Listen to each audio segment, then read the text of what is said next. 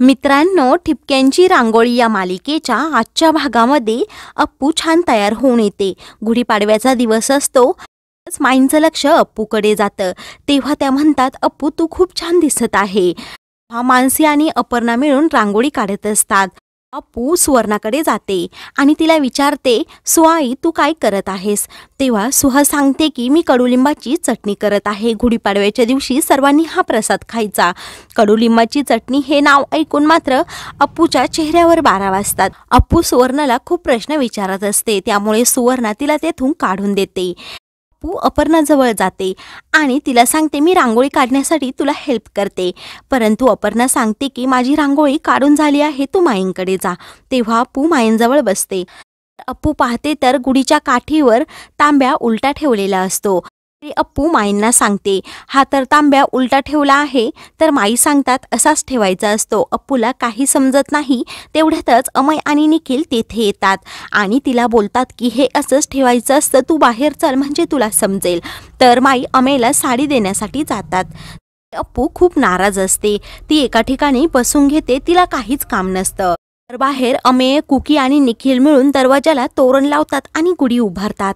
इकडे मोठे काका पूजा करून बाहेर येतात आणि सर्वांना सांगतात की गुढीची पूजा करण्यासाठी बाहेर चला. वेळी अप्पू तिथे खूप नाराज होऊन बसलेली असते. तेव्हा मोठे दादा विचारतात, माझ्या घरच्या लक्ष्मीला असं नाराज व्हायला काय झालं?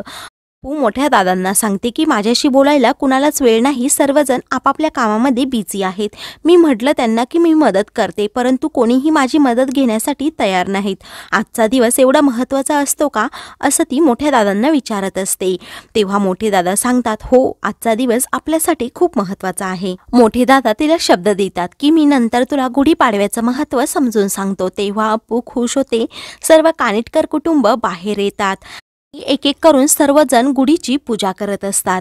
तर अप्पू आणि शशांक दोघेही पूजा करत असतात. तेव्हा अप्पू शशांकला सांगते की आता पूजा झाल्यावर दादा आपल्याला गोष्ट सांगणार आहेत. शशांक तिला सांगतो की अगोदर ही पूजा करून घे, नंतर गोष्ट ऐक.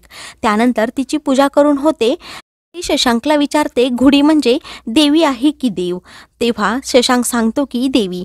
अप्पू बोलते, हे गुढी देवी पूजा कशी करायची हे मला नक्की माहीत नाही, परंतु माझ्या ह्या कानिटकर फॅमिलीला नेहमी आनंदात आणि सुखात ठेव, असं मला वरदान दे, आशीर्वाद दे. तेव्हा सर्वजण अप्पूवर खूप हसत असतात. अप्पूच्या ह्या अल्लड वागण्यावर शशांक मात्र निखळून हसत असतो. तर सुवर्णा शशांकला सांगते, आता अप्पूचं मंगळसूत्र तू सरळ कर. तेव्हा शशांक अप्पूच्या गळ्यातील मंगळसूत्र सरळ करतो. त्यानंतर सर्वजण घरात येतात. तेव्हा अप्पू धावतच पुन्हा मोठ्या दादांकडे जाते आणि त्यांना विचारते की गुढीचं काय महत्त्व आहे हे तू मला सांगणार होतास, आता ते सांगायचं आहे. मोठे दादा गुढीपाडव्याची माहिती सांगू लागतात.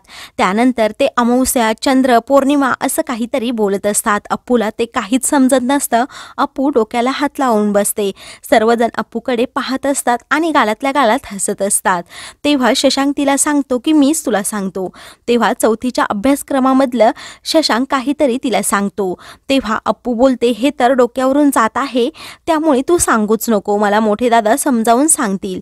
अप्पू खूप काही प्रश्न विचारत असते की नवीन वर्ष आपण याला का म्हणायचं? मोठे दादा तिला उत्तर सांगतात, तरीही तिला समजत नाही. तेव्हा सुवर्णा तिला समजावू लागते. पाडव्याची गोष्ट सांगते. तेव्हा अप्पूला थोडं थोडं समजतं. मोठे दादा विचारतात, तुला प्रभू श्री रामचंद्रांची गोष्ट माहीत आहे का? तेव्हा अप्पू हो बोलते आणि लहानपणी माझ्या आत्तूने मला सांगितली होती असंही सांगते आणि सर्वांना थोडी थोडी करून ती गोष्ट सांगत असते. तेव्हा विठू दादा मध्येच बोलतात, मॉरल ऑफ द स्टोरी, वाईट गोष्टी सोडून देऊन चांगल्या गोष्टींची सुरुवात झाली. सर्वजण विठू दादांवर हसत असतात. पुणे अगोदर अशा गोष्टी कधी ऐकलेल्या नसतात, त्यामुळे ती सपाटाच लावते की सर्वांनी आता मला गोष्ट सांगायची. सर्वजण डोक्याला हात लावून बसतात. बाबी आत्या तिला सांगतात.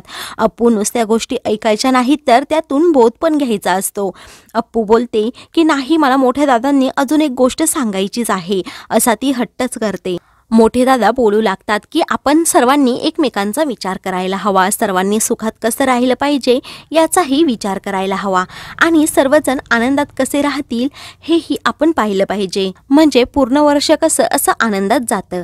तेवढ्यातच शशांकला एक फोन येतो. तेव्हा तो फोनवर बाहेर बोलण्यासाठी जातो. तेव्हा अप्पू बोलते, मी आतापासून खूप चांगलं वागणार आहे, म्हणजे वर्षभर मी आनंदी राहील. सुवर्णा बोलते, आजच्या दिवशी अभ्यास केला ना, वर्षभर तुझा अभ्यास लक्षात राहील. हे ऐकून मात्र अप्पू नाराज होते. तर ती सर्वांना सांगते की मी आता बाहेर जाऊन चांगलं वागणार आहे. तेव्हा मानसी आणि अमेय बोलतात, हे अप्पू आता काहीतरी नक्की घोळ घालणार. या विचाराने ते बाहेर कुकीजवळ येतात. निखिलही तेथे असतो. अमेय कुकीला सांगतो की अप्पू आता काहीतरी घोळ घालणार आहे. ती शशांकच्या रूमकडे गेली आहे. की सांगतो, मी आता शशांकपासून 4 हात लांबच राहणार. त्या दोघांना समजतं की त्यांचं नातं त्यांनी कसं हाताळायचं. असं म्हणून क्युकी सांगतो की मला बाहेर कैऱ्या पाडायला जायच्या आहेत. तिने कैऱ्यांचं नाव काढल्यावर मात्र सर्वांच्या तोंडाला पाणी सुटतं. सर्वजण बोलतात की आम्हाला पण तुमच्याबरोबर यायचं आहे. तेव्हा सर्वजण विचार करतात, अप्पूने हा अनुभव कधी घेतला नसेल. या विचाराने ते सर्वजण अप्पूजवळ जातात.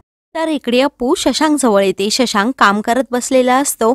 अप्पू हळूच पुस्तक उचलते आणि अभ्यास करण्याचं नाटक करते. मोठ्यानेच वाचत असते. शशांक सांगतो, अप्पू तू अभ्यास करत नाही, मोठे मोठ्याने ओरडू नको, माझं अटेन्शन मिळवण्यासाठी हे सर्व करत आहे. अप्पू बोलते, हो खडूस तुझं खरंच आहे, मी असंच करत होते. तेव्हा ती शशांक जवळ जाते आणि त्याला सांगते, मला तुझ्याबरोबर महत्त्वाचं बोलायचं होतं. तेव्हा ती सांगते, आजच्या दिवस आपण अजिबात भांडायचं नाही. बाहेर कुकी गँग येतात आणि दरवाजाला कान लावून ह्या दोघांचं बोलणं ऐकत असतात. आतमध्ये शशांक तिला विचारतो, तुला आज उपरती कशी काय झाली, तुझ्या चुकांची जाणीव कशी झाली. तेव्हा अप्पू सांगते की दादा काकांनी मला सांगितलं आहे, शशांक किती काही बोलला तरी आज तू चांगलंच वागायचं, त्यामुळे मी तुझ्याबरोबर तर चांगलीच वागणार. अप्पू खूप लाडातच शशांक बरोबर फोनवर बोलत असते. तेव्हा ती सांगते, मी तुला एक लहानपणीची गोष्ट सांगते. असं म्हणून तू सांगू लागते की लहानपणी समर व्हेकेशनसाठी मी आणि माझ्या मैत्रिणींनी सायकलिंग करायचं ठरवलं. मी सायकलिंग करायला गेलो, परंतु माझ्या सायकलचे ब्रेक मध्येच खराब झाले आणि फेल झाले. मी बाबाला सांगितलं होतं की व्यवस्थित करून ठेव, परंतु त्याला काही वेळ मिळाला नाही. मग मी काय केलं असेल, तुला काय वाटतं. तेव्हा शशांक सांगतो, तू जाऊन स्वतः ती सायकल रिपेअर केली असेल. तेव्हा अप्पू नाही बोलते. अप्पू सांगते, मी तशीच सायकलिंग करायला घेऊन गेली, आम्ही सायकलची रेस लावण्याचं ठरवलं. अप्पू सांगते, आम्ही तशीच सायकलची रेस लावली आणि मध्येच मोठा स्लोप आला. मी ब्रेक लावत होते, परंतु तो लागलाच नाही, कारण तो खराब झाला होता. मी जोरात आपटले आणि मला खूप लागलं. असं म्हणून जेथे जखम झाली होती ते मार्क्स ती दाखवत असते. शशांक सांगतो, बरं झालं असं मोठ्यांचं ऐकलं नाही ना. असं होतं.